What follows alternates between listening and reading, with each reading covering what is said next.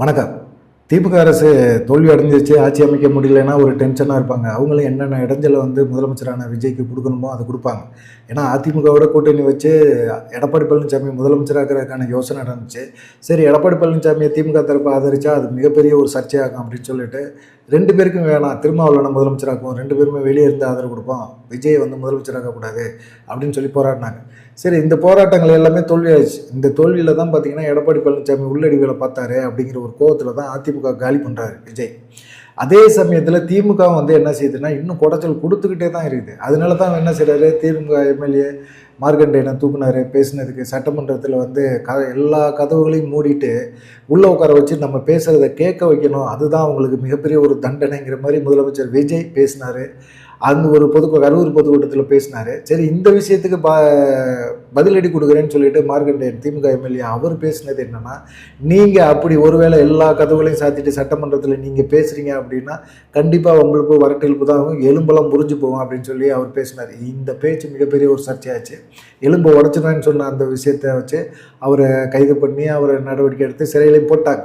சரி, இப்போ இந்த மாதிரி பிரச்சனைகள் திமுக தவேக அப்படின்னு ஒரு பிரச்சனை, திமுக அதிமுகன்னு ஒரு பிரச்சனை, இதெல்லாம் முதலமைச்சர் விஜய் நல்லா தான் டீல் பண்ணுறாரு அப்படிங்கிற மாதிரி ஒரு சூழ்நிலையில் நீங்கள் ஜெயிச்சதே செல்லாதுங்க அப்படிங்கிற மாதிரி ஒரு விஷயத்தை இப்போ கையில் எடுத்து செயல்படுறாங்க. விஜய் 2 இடத்துல போட்டி போட்டார், பெரம்பலூர், திருச்சி கிழக்கு.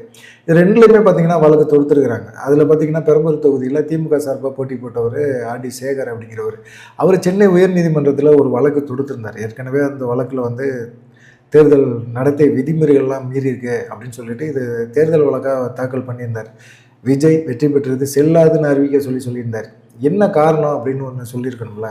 வாக்காளர்கள் ஓட்டு போடுறவங்க குடும்பத்தில் இருக்க குழந்தைங்களை வச்சு ஒவ்வொரு குழந்தைகளும் அவங்க பேரண்ட்ஸ்கிட்ட நீங்கள் விஜய் எங்களுக்கு ஓட்டு போடுங்க அப்படின்னு சொல்லிட்டு அவர் தேர்தல் பிரச்சாரத்திலே அப்படி பேசினார்.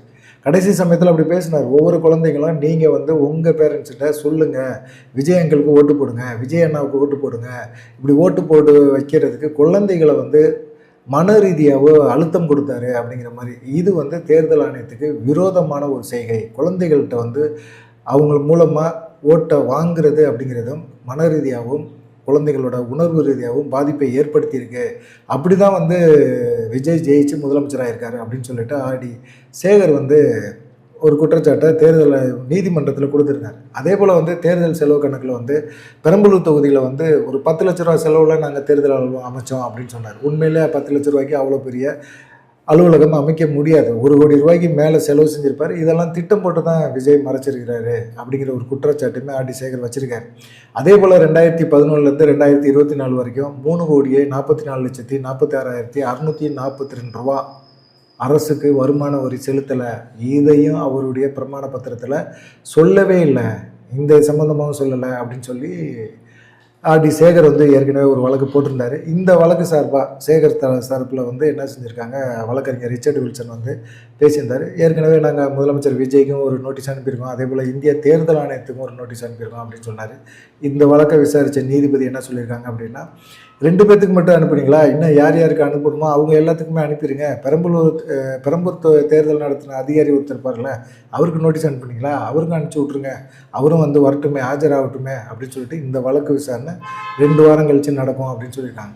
ஏற்கனவே திருச்சி கிழக்கு தொகுதியில் இதே பிரச்சனையை உருவாக்கி திருச்சி கிழக்கில் திமுக சார்பில் இருந்த இனிக்கோ இறுதிராஜுமே ஒரு வழக்கு தொடுத்திருக்காரு.